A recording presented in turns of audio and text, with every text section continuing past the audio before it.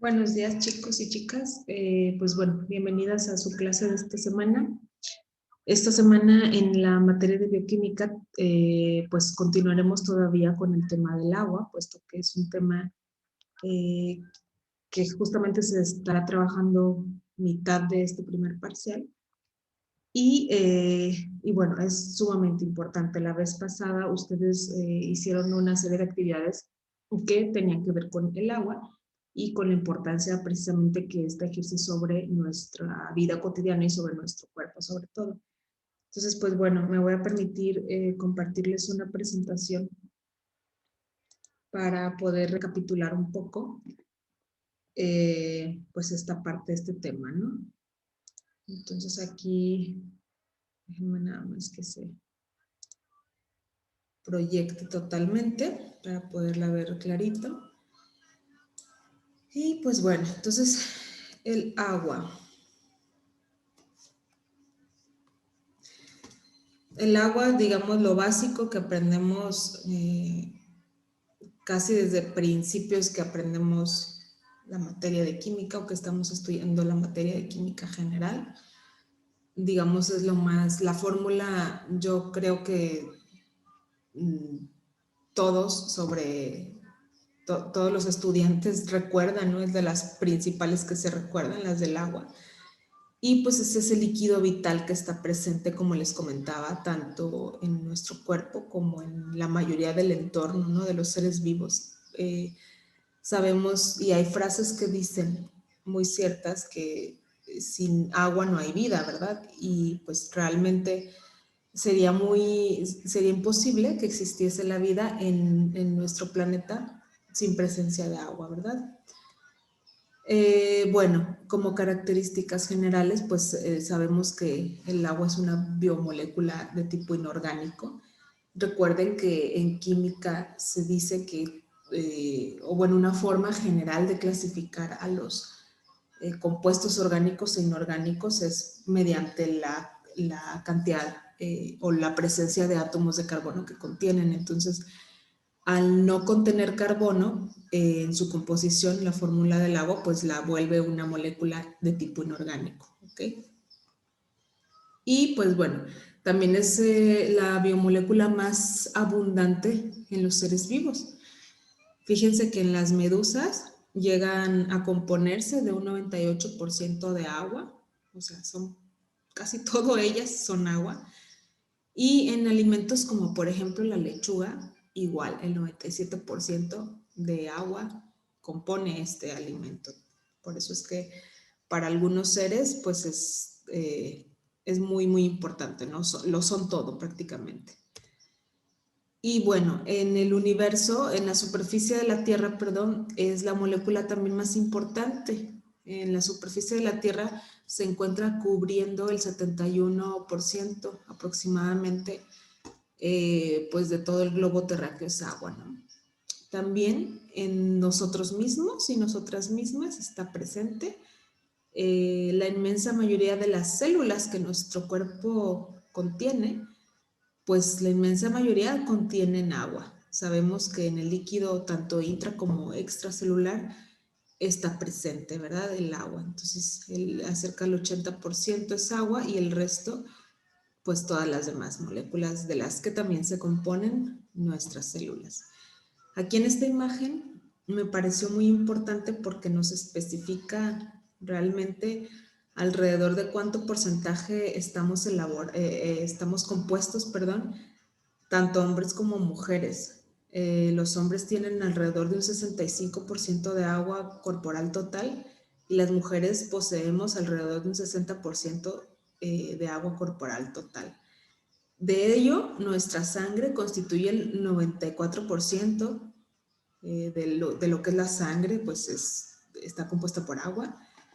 Fíjense, nada menos el cerebro tiene alrededor de 83% de agua, los ojos 95%, el corazón 75%, los músculos también tienen un alto contenido en agua, 75%. Por supuesto, los pulmones, los riñones, ¿no? Entonces sería como ya aterrizando un poquito acerca de en nuestro propio cuerpo, pues la cantidad de agua que contiene cada uno de estos órganos, ¿verdad? Y pues bueno, sabemos que el agua está presente en muchos estados, en varios estados de agregación. Sabemos que el agua no nada más se encuentra presente en el estado líquido como la conocemos o como la bebemos a diario, sino que también se encuentra presente en el estado sólido de agregación en algunas partes de nuestro planeta y también se encuentra presente en estado gaseoso en algunas otras partes de nuestra atmósfera y de nuestro propio cuerpo. Bueno, hay un video que se llama La ciencia del agua, que voy a solicitarles que si lo pueden ver, lo chequen. En ese video, pues nos va a explicar con ejemplos, digamos, como más experimentales sobre lo que son las características propias físico-químicas del agua. Entonces, aquí solamente se los quise mencionar, no se los puedo pasar aquí mismo porque creo que el audio no funcionaría de manera adecuada, pero en la descripción de las actividades que nos toca hacer esta semana, les voy a adjuntar como si fuera una guía de apoyo a ese video. Pues bueno, vamos a pasar entonces a checar, bueno, su composición y estructura. La molécula del agua, como yo les comentaba al principio, yo creo que es uno de las moléculas que casi todo el mundo se sabe de memoria, ¿verdad? Piensas en agua y casi en automático tu cerebro dice H2O. Entonces es una molécula que se compone de hidrógeno y de oxígeno. Es pequeña y pues está constituida justamente por un átomo de oxígeno y dos de hidrógeno, que son unidos. Esas uniones se dan por medio de los enlaces de tipo covalente y bueno, son enlaces de tipo parcialmente iónicos. ¿Por qué? Porque existe una molécula en esta molécula, perdón, existe cierta polaridad electrónica y ciertas cargas electromagnéticas, entonces por eso se le llama que es parcialmente iónico. Entonces, bueno, aquí en la imagen vemos a la molécula, vemos lo que son los enlaces covalentes. Aquí nos menciona que cada una de las moléculas, digamos, dentro de la molécula está unida por enlaces covalentes. O sea, el oxígeno y el hidrógeno, el tipo de enlace que forman son covalentes. Pero cuando esta molécula se une a otra molécula de H2O, los enlaces que forma se le llaman puentes de hidrógeno. Eso también pues deben de recordarlo desde primero o segundo semestre, ¿verdad? Cuando estudiaron química. Entonces, también se une con otras por medio de puentes de hidrógeno, ¿sí? Bueno, aquí es un dato extra general acerca de los grados a los que están separados cada uno de los hidrógenos que componen esta molécula. Esta imagen también me pareció muy interesante, ya porque se puede vincular pues directamente con lo que ustedes estudian como especialidad, que es la sangre. Aquí en este dibujo, bueno, podemos observar que está presente el agua tanto dentro de las células como fuera de ellas.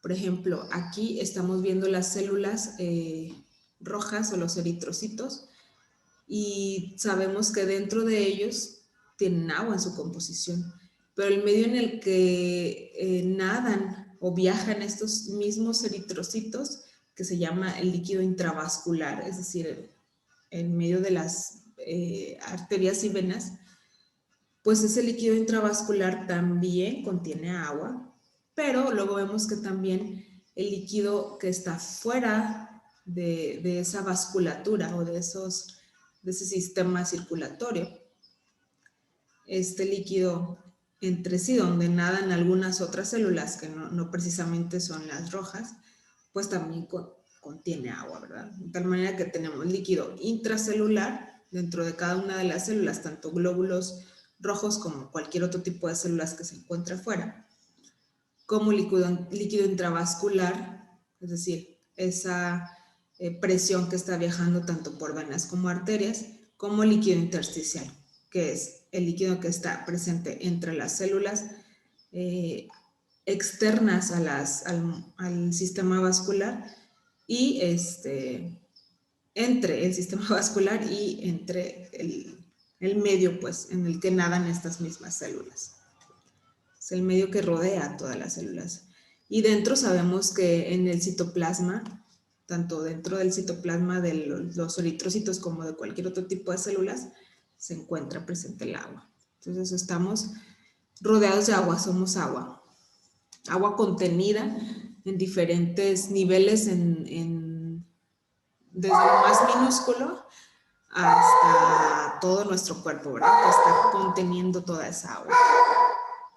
Entonces vamos a analizar justamente estas propiedades físico-químicas, que es con el tema que estamos trayendo desde la semana pasada. La principal propiedad físico-química es que el agua tiene una acción disolvente, es decir, la característica es que es el disolvente universal casi por excelencia. Tiene una capacidad enorme para disolver otras soluciones y pues de ahí que es la principal responsable, ¿verdad? De dos funciones importantes para los seres vivos. La primera es que es el medio en el que transcurre la mayoría de las reacciones del metabolismo intracelular, por supuesto. Acuérdense que el metabolismo ocurre en las mitocondrias de cada célula. Y también la segunda es que el aporte de nutrientes y la eliminación de los desechos se realizan a través de los sistemas de transporte acuosos. Aquí estamos hablando ya del sistema, por ejemplo, urinario, el sistema renal, que son los encargados de esa limpieza y esa eliminación de los desechos, por supuesto del sistema digestivo, hablando ya muy en particular del intestino grueso, que es el que se encarga de eliminar todo lo que el cuerpo ya no necesita. Bueno, pues el agua que nosotros bebemos, en su gran mayoría ahí se absorbe, en esas áreas, principalmente en el área inicial del intestino grueso. O sea, si no existiera o si no existe el agua, es difícil también que esa eliminación ocurra de manera adecuada. Otra característica pues es que tiene, se le conoce como fuerzas de adhesión y de cohesión entre las moléculas, que como pueden ver en el ejemplo como si fuera una especie de telaraña, ¿verdad? ¿Por qué sucede esto? Porque se debe pues a los puentes de hidrógeno que les hablaba al principio, que son los que permiten unir una molécula de agua con otra molécula de agua y así sucesivamente. Estas fuerzas de adhesión y de cohesión lo podemos ver muy claramente cuando el agua está en estado sólido, es decir, cuando congelamos, por ejemplo, un cubito de hielo. Esos hilitos que se forman en ese cubito de hielo, pues corresponden a esos puentes de hidrógeno que unen al agua, ¿verdad? Esos son los responsables principales y a eso se le llama fuerzas de adhesión y de cohesión, lo que mantiene unida a las moléculas de agua. Pero también tiene un gran calor específico, que es otra característica pues química, físico-química del agua.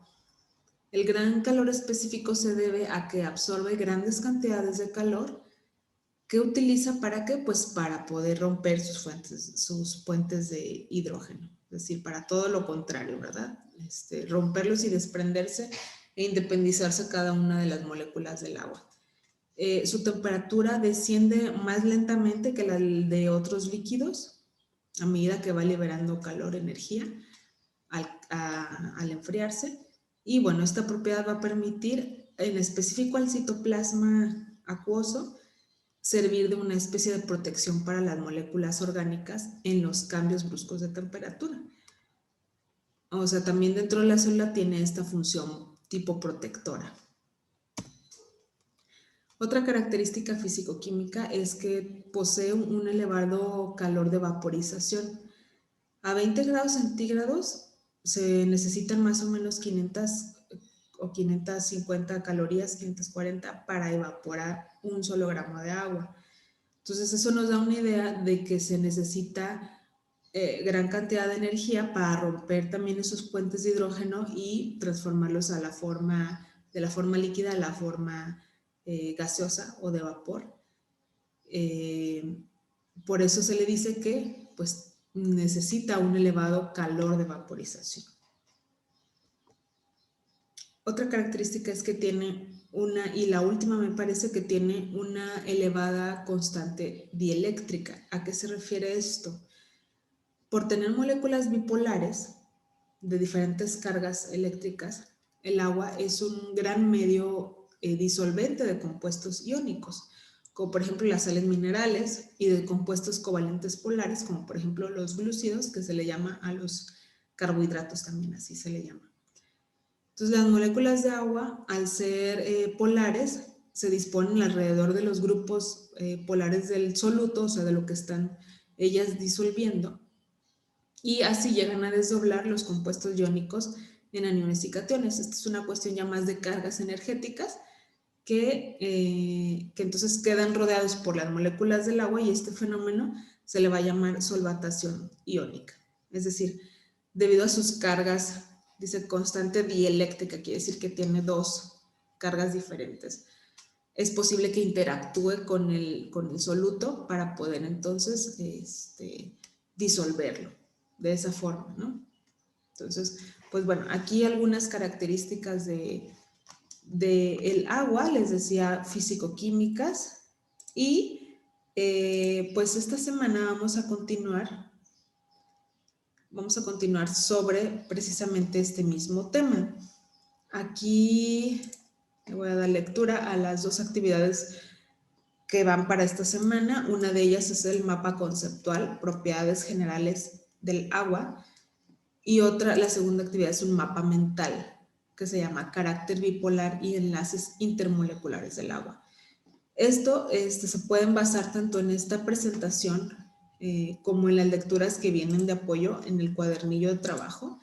Ahorita les voy a decir en qué página viene. Igual pues les voy a también en el chat les voy a escribir a qué se debe eso. Bueno, para hacer en este caso sería la primera actividad de esta semana, pero ya, si vamos con el orden de la semana pasada, sería la actividad número 3. Para hacer esa actividad, daremos lectura a la lectura 3 del anexo 3, que se llama Propiedades Generales del Agua. Y vamos a elaborar en base a ello y en base al video de apoyo, vamos a elaborar un mapa conceptual. ¿Ok? Y como segunda actividad de esta semana, vamos a leer la lectura 4, que se llama Carácter bipolar y enlaces intermoleculares del agua, que tiene mucho que ver con lo que les acabo de explicar. Y en base a eso van a elaborar un mapa mental. Hay diferencias entre el mapa conceptual y el mapa mental. El mapa conceptual, acuérdense que es ese que tiene cierta jerarquía, es decir, que tiene cierto orden en la presentación de las ideas. Ese sería el mapa conceptual. Y el mapa mental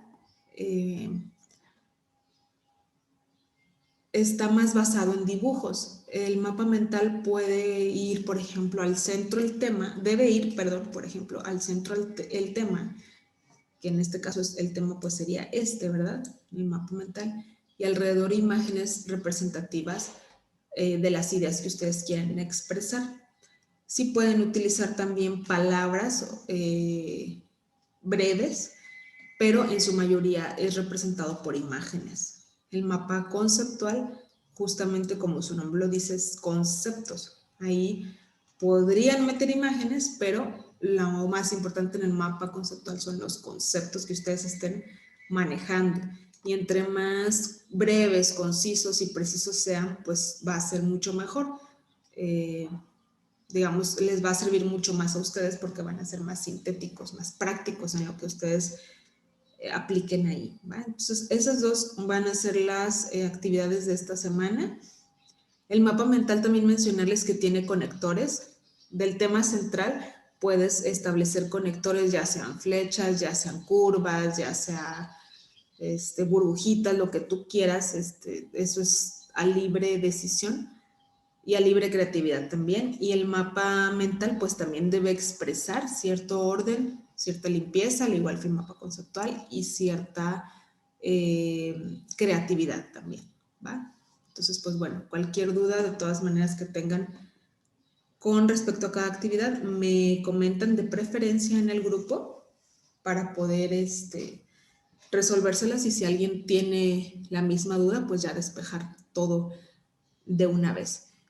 Comentarles y aprovechar también este pequeñito espacio para recordarles que en una parte de su calificación de ambas materias, tanto de esta como de la de temas de salud, viene una parte que se llama actitudinal.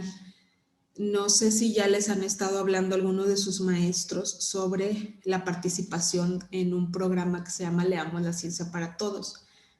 Si ya algún maestro o maestra les invitó, es importante que lo mencionen, porque eso va a ser considerado como participación para esta parte de la calificación donde dice actitudinal. ¿Ok? De hecho, que ustedes hayan participado en este programa, en este proyecto, o en algunos otros que salgan, digamos, de lo que nada más son las materias, eso es lo que les va a hacer acreedores de ese porcentaje, ¿va? Entonces, pues bueno, seguimos en contacto. Seguimos en contacto y, pues bueno, cualquier duda me escriben ahí en el chat.